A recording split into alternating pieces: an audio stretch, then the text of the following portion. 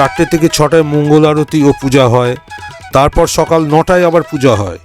এই সময় এসেই 9টা থেকে 10টার মধ্যে তোমরা কিন্তু পুজো দিতে পারো।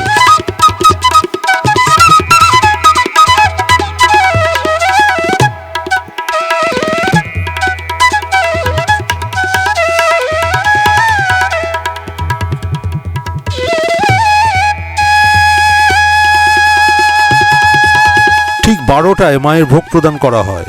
ভোগারতির পর ভক্তদের ভোগ বিতরণ করা হয়। 70 টাকার বিনিময়ে সকাল 9টার মধ্যে এসে কুপন কেটে নিতে হবে।